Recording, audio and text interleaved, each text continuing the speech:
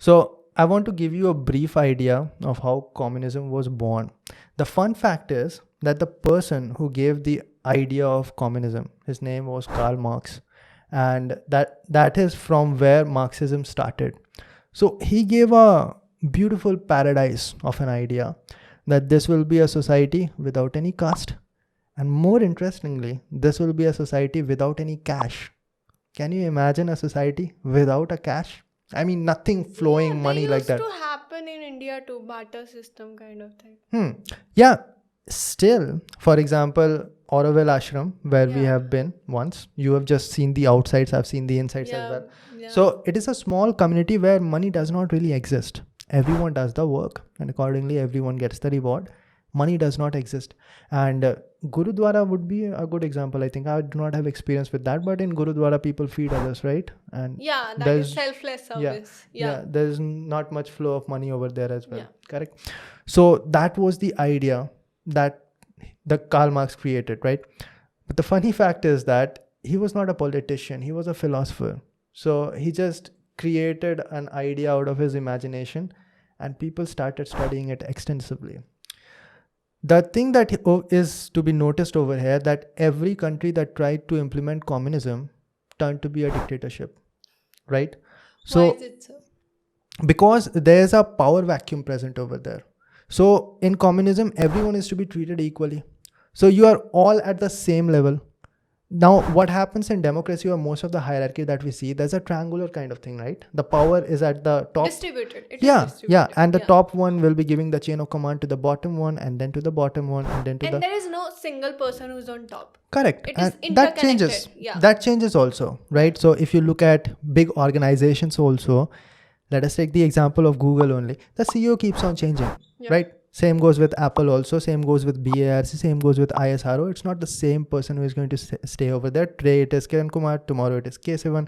And it keeps on changing, right? So when in communism, everyone is treated equally. Matter of fact, they go a level crazier that even the houses that they're going to stay in, no one is going to have lavish bungalows and the other peoples are going to have huts over there. Everyone is going to have similar kind of houses and all. But that means that every person is literally equal. And it depends that how much capability you have. So if you have higher physical capability, you are going to be given physical labor. If you're having smart mind and physically not that capable, you are going to be given that kind of work, but pay will be same. So even if you are working harder, you're going to get same amount of pay and everything, and the comforts of life will be equal only. So it is like huge equality thing, but humans do not really work like that. I got one idea. Why can't someone start an area like Auroville in metro cities also, where things like that will happen? That one ice cream vendor is there, Correct. and maybe some other people are there. I'll tell you why not. Because And this like whole the small area, like Yeah. it's just that, Correct. like the way we go into amusement park, the way we can go into this club where people are doing such stuff. It is not like it would be very massive, or it will be it will be spreaded in very massive area. So it would be fun, no? Like to spend one day. It would be fun, but Yeah. it cannot be the sole thing running everything. So for example, in Auroville Ashram, you are not going to see anyone splitting atom and creating nuclear energy, right? Because that will require massive amount of people working simultaneously. Lot of resources. Some people will be growing wheat and feeding you guys. Some people will be mining uranium. And some people will be transporting it to you. There will be engineers trained in different domains, and there will be a whole community which is massive. So that is the problem with communism, that it is not actually implemented in big forms. You understand? When it becomes wider and wider, it is not possible to have that. There has to be a chain of command and a hierarchy like that. And that is what we saw in that big countries, especially Russia, that we can talk about over here. Is that initially there were czars. So czars were straight up monarchies. And then there was a Russian Revolution. And the Russian Revolution brought, what is his name? Stalin, no, before Stalin, Lenin. Lenin came before him.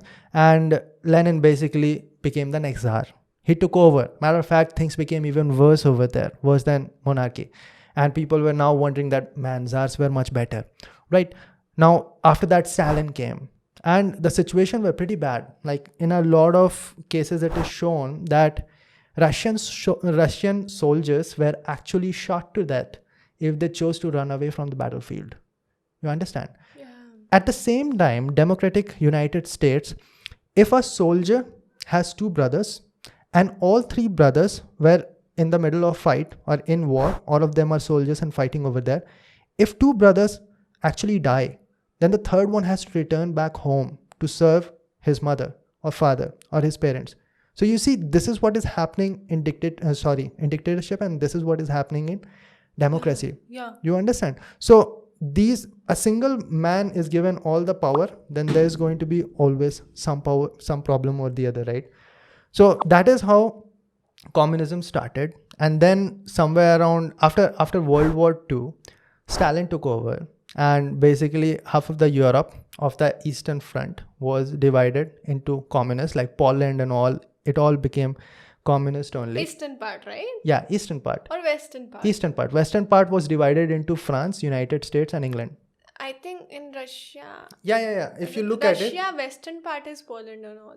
Yeah, if you look at the world map, the right side is Poland. The left side is all this France and Belgium and all. If you see from this perception, or if you are standing on the map? Yeah. See, if you're standing on the map, then it depends on if you are facing towards north or east or west. But if you look at the globe. Yeah, then on the east, on the west east. side, there are Poland and all. No. Let me bring the globe. Yeah, let's see.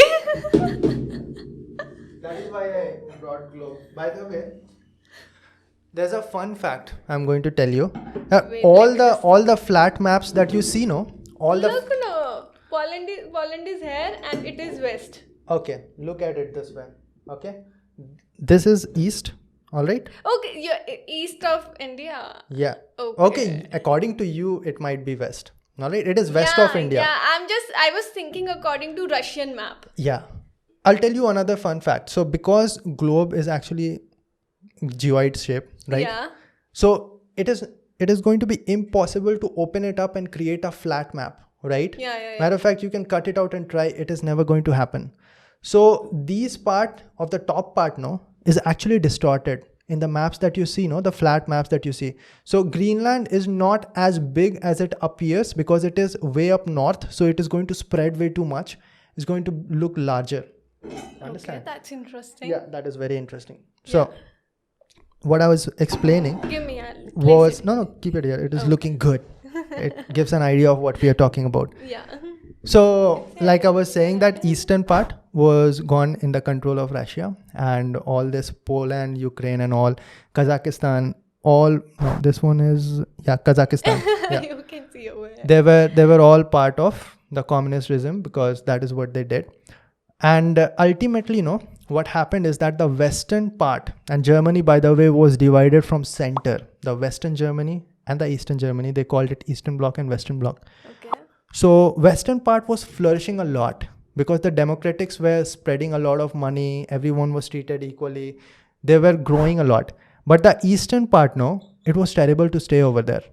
And because of that, what happened, a lot of people from Eastern Front started to migrate towards the Western, to the point that the Eastern part did not have sufficient labor.